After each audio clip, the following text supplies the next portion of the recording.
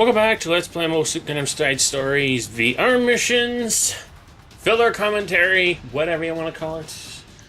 We did 7 before, moving on to number 8. これが今回の作戦内容だ。きっちり頭に入れておくんだ。ミッション内容を確認するんだ。機体の状況を確認しておく。 Not quite sure what this mission incurs, but we'll find out very soon. I can guess. I think we've had enough of that one Zaku 1, Zaku 2. Let's try the Garrett Schmitzer Zaku 1, which is another very odd and irritating thing about this game. There are only 3 variants of the Zaku 1 in this game. There's the Garrett Schmitzer Commander type. There's the Zaku 1 Sniper type, and then there's the Zaku 1 Sniper type Commander type. Shrug-isms all around, it's just like these are the only Zaku 1 variants in the game. But let's swap out one for Zaku 1, because it's actually not all too bad, given that it's an older Zaku model. Zaku 1 model. It's got its own benefits, I'm sure I can demonstrate in this coming mission. If not, well, fuck me!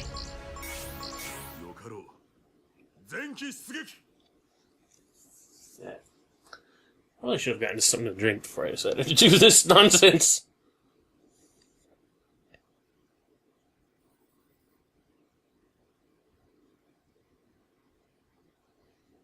We get to the loading screen, please. Get past the loading screen. I'm tempted to just cut all these up, then filler would no longer be filler. Because it doesn't fill out the time. I'm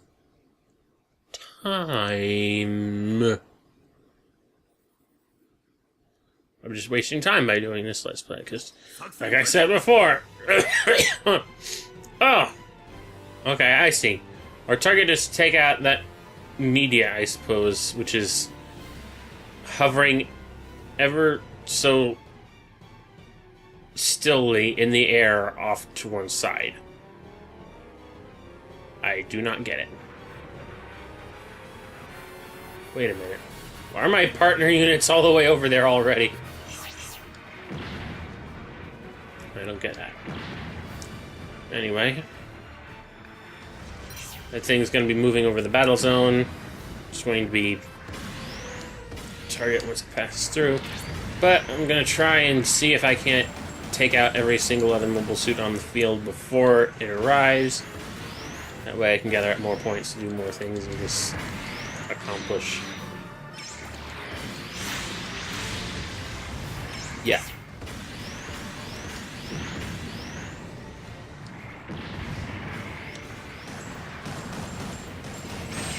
Come on.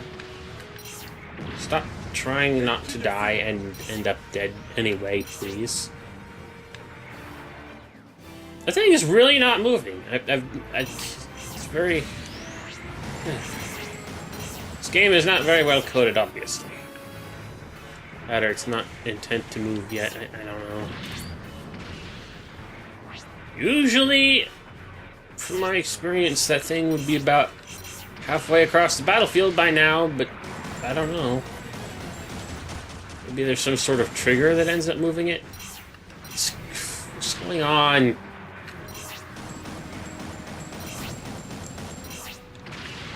Quit moving around in circles and fall over.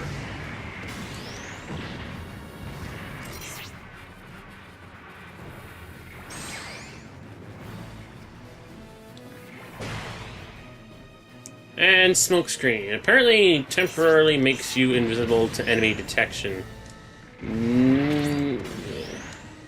It has its uses, I suppose, but not nearly as useful as I think it could be. Depending on the situation.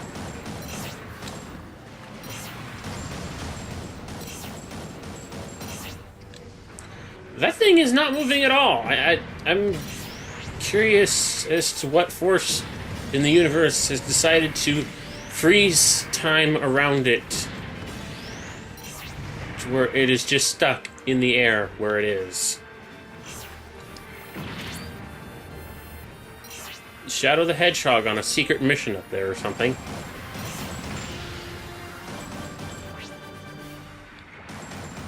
Go down!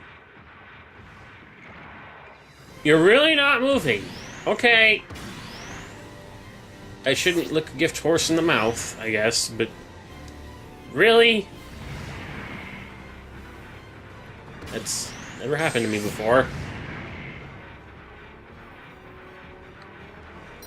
Actually, you know what? With that in mind, I actually hope I can hit it from here. Because it's actually technically outside the battle zone. Come on. Please be in range.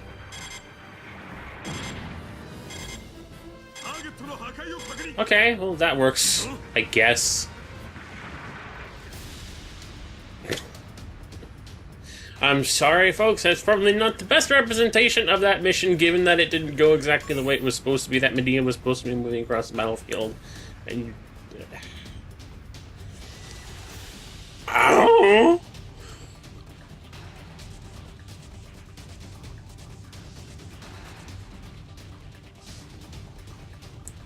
Basically, it means you do not actually have an indefinite period of time with which to deal with that mission, because it'll be over incredibly quickly. Because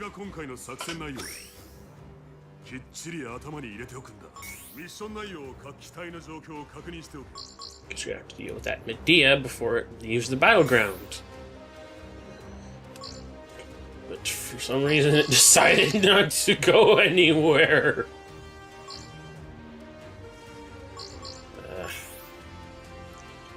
Let's drop a goof in there just for good measure.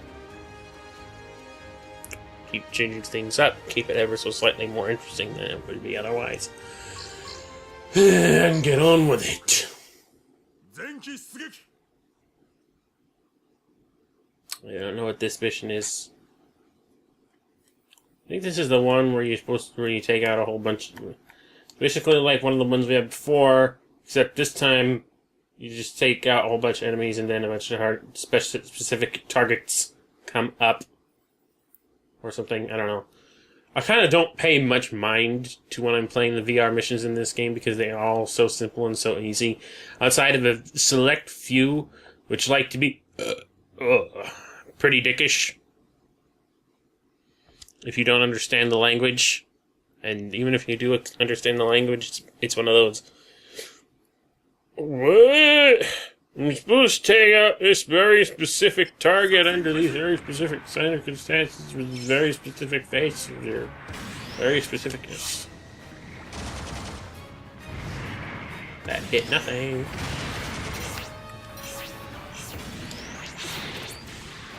Yeah, try me. That's one gun tank!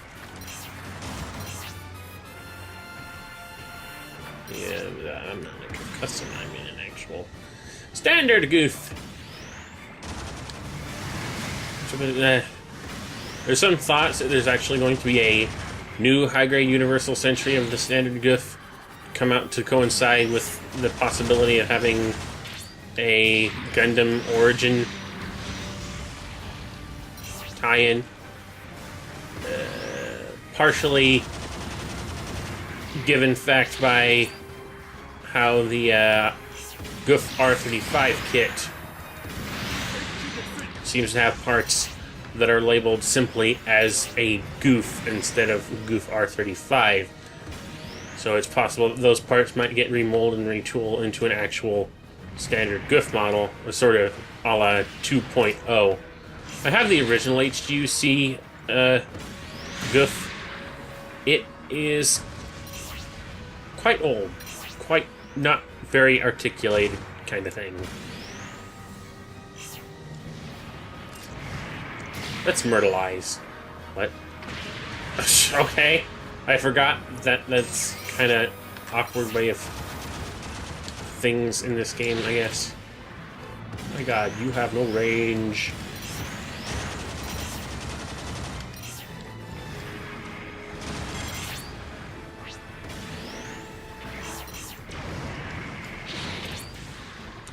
Of course, you know, I would like to see a regurgitated GIF with better articulation, but it's not high on my priorities list of things I'd like to see done better in terms of, like, 2.0s of certain mobile suits. And if it's based on the origin, and if a model kit would be based off the origin design,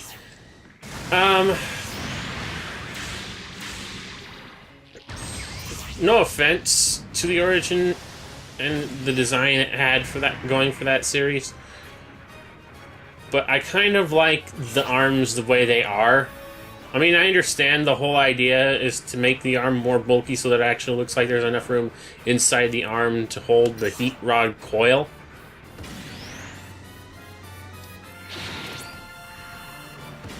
But granted, I really never liked the heat rod, the coiled heat rod anyway. Bye-bye! I always preferred the wire unit off the Goof Custom. Seemed a lot more feasible and apparently a lot more workable. That and the hand wasn't replaced by a weird machine gun thing like this is. It had this thing mounted on top of the forearm. Mounted on the forearm to actually make it not so dumb. I just really like the Goof Custom. I don't know how else to put that. I prefer the Goof Custom over the regular. And I don't really know how else to explain it other than that. Let's cut some bitches up. Pop, pop, pop. And then some actual challenging targets show up.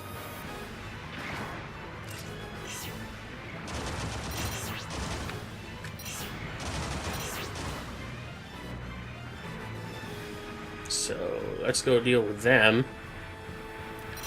What about it? Oh, ace level RGM 79 FP. This is where I started to realize exactly how, in a sense, overpowered the that specific killer variant of the GM was in this game. Because the GM Striker is a decent model, but in terms of this game, one of the things about the leveling system is that depending on the unit, it actually focuses on... Oh, God. It's... Leveling up with any given unit in this game... What am I trying to say? It focuses on leveling up that suit's specific strengths. And when it comes to the GM Striker type, it will level up its melee power tremendously. So usually whenever I'm in a mission against one of those, or even when I'm using one of those, the melee is the killer.